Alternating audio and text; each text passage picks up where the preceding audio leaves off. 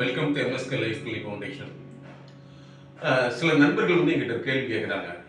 பெருநிறுவனங்கள் corporate நிறுவனங்கள் சொல்லக்கூடியவங்க அல்லது ஒரு சிலர்கள் தொடர்ந்து வாழ்க்கையில் முன்னேறிட்டே இருக்காங்க.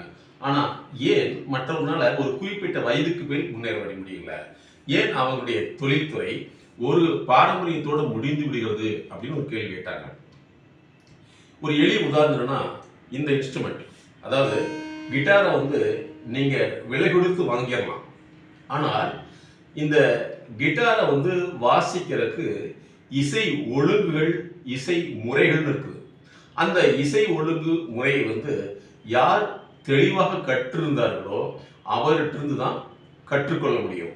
ஒருவருக்கு மியூசிக்கல் தெரியுது அப்படிங்கிறதுக்காக அவர் அதை சொல்லிக் கொடுக்கும் திறன் உள்ளவரா அப்படின்னு சொல்ல முடியாது. அப்போ இசையை ஒழுங்காக கற்று தேர்ந்து கற்றுக் கொடுக்கும் திறன் உள்ளவற்றிலிருந்து தான் இந்த இன்ஸ்ட்ருமெண்ட்டை எப்படி இயக்கணுங்கிற விஷயத்தை கண்டறிந்து அதை இயக்க முடியும். இதே மாதிரி தான் வாழ்க்கை. உங்களுடைய வாழ்க்கை அப்படிங்கிறது நீங்கள் நினைச்ச மாதிரி இயக்க முடியாது. அந்த வாழ்க்கையினுடைய இயக்க முறை, செயல்முறை, இதை புரிந்தவர்கள் யாருன்னா அதுதான் ப்ரொஃபஷனல் மென்டார்னு சொல்றோம். அவர்கள் மூலமாக தான் கற்றுக்கொண்டு வாழ்க்கையை அணுக வேண்டியது இருக்கிறது. அதனால தான் பல நிறுவனங்கள் நூற்றாண்டுகளை கடந்து நடந்துட்டு இருக்குது. உதாரணத்துக்கு நீங்கள் எடுத்து பார்த்தீங்கன்னா கொக்கோ கோலா கம்பெனியாக இருக்கலாம், அல்லது எந்த கம்பெனி எடுத்தாலும் சரி, அதை பல நூற்றாண்டுகளை கடந்து அது செயல்படுதுன்னா அந்த விற்பனை தொழில் சார்ந்த இயங்கு முறைகளை தொடர்ந்து புதுப்பித்து கொண்டு அதை மேலாண்மை செய்து செயல் திருத்தம் செய்யக்கூடிய மென்டார்களை அவங்க தொடர்ந்து வச்சிருக்காங்கன்னு அர்த்தம். அப்போ இசை எப்படியோ அதே மாதிரி தான் வாழ்க்கை. இசையை நீங்கள் இன்ஸ்ட்ருமெண்ட்டை வாங்கிடலாம், வாசிக்க கற்றுக் கொடுத்து அதை தேர்ச்சி பெற்று அதன் மூலமாக தான் அதை வாசிக்க கற்றுக்கொள்ள முடியும். அதே மாதிரி இந்த இன்ஸ்ட்ருமெண்ட்டுடைய மெத்தடாலஜி ஒன்று இருக்குது, இசையுடைய மெத்தடாலஜி ஒன்று இருக்குது. இசை மெத்தடாலஜியும் இந்த இன்ஸ்ட்ருமெண்ட் மெத்தடாலஜியும் இரண்டும் ஒன்றிணைந்து தான் நமக்கு அதை வாசிக்கும் திறனாக மாறுகிறது. அப்போ கற்றுக் கொடுக்கக்கூடியவர் ஒருத்தர் இருக்கணும், அதே மாதிரி கற்றுக்கொள்ளும் திறனும் விருப்பமும் செயல்பாடும் உள்ளவர் ஒருத்தர் இருக்கணும். ரெண்டு பேர் இணைவு. சரி, இப்போ ரெண்டு பேரும் இணைஞ்சிட்டாங்க அப்படின்னா இவர்கள் கற்றுக் கொடுத்த விஷயத்தை இவர் அதை செய்யறாரு.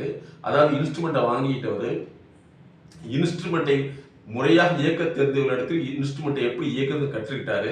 இந்த கற்ற விஷயம் இசையாக வெளிவரும் பொழுது மூன்றாவதாக மக்கள் விரும்புகிற மாதிரி இவர் இசைக்க தெரிந்திருக்க வேண்டும். அப்படி இருந்தால் தான் முடியும். அப்படி இல்லாத போது இவர்கள் இன்ஸ்ட்ருமெண்ட்டை வாங்கியிருப்பாங்க, திறனை பெற்றுக்கொள்ள மாட்டார்கள். அப்போதான் ஃபெயிலியர். அதனால தான் எங்களுடைய MSK mind set knowledge theory படி என்ன சொன்னோம்னா, இன்ஸ்ட்ருமெண்ட்டை நீங்கள் வாங்கிடலாம், ஆனால் இன்ஸ்ட்ருமெண்ட்டை தெரிந்தவர்கள் மூலம் தான் நீங்கள் கற்றுக்கொண்டு அதை இயக்க தெரிய வேண்டும். இயக்க தெரிந்தது மட்டுமல்ல, அது மக்களுக்கு இசைவிடக்கூடிய விஷயமாக இருக்க வேண்டும். அப்படி இருந்தால் ஜெயிக்க முடியுங்கிறதுக்காக தான் இந்த வீடியோ ப்ரொஃபஷனல். அதனால உங்களுடைய வாழ்க்கையும் இன்ஸ்ட்ருமெண்ட் ஒன்று. உங்களுடைய வாழ்க்கை நீங்களாக இயக்கினால் அது சரியாக இயங்காது. இயக்க தெரிந்தவர்கள் இயக்குநர்களிலிருந்து கற்றுக்கொண்டால்தான் அந்த இயக்கத்தை முறைப்படுத்தி மேலும் அந்த இயக்கத்தை சிறப்பாக்க முடியும். ஆகவே மென்டார்ஷிப்ங்கிறது இதுதான். எம்எஸ்கே உளவியல் கோட்பாட்டின்படி ஒரு தனி மனிதன் எப்படி இன்ஸ்ட்ருமெண்ட்டை தானாக வாசிக்க முடியாதோ, அதற்கு சார்ந்த துறை சார்ந்த நிபுணர்களுடைய அறிவு, செயல்திறன், மேலாண்மை தேவையோ அதே மாதிரி தான் வாழ்க்கை. எல்லாமே நினச்சிக்கிறாங்க என்னால் முடியும்னு. அது இன்ஸ்ட்ருமெண்ட்டை வாங்கிடலாம், வாசிக்க முடியாது என்பதுதான் இந்த இசை உளவியல் மூலமாக நாங்கள் உலகத்தில் சொல்லக்கூடிய உளவியல் செயல்முறை.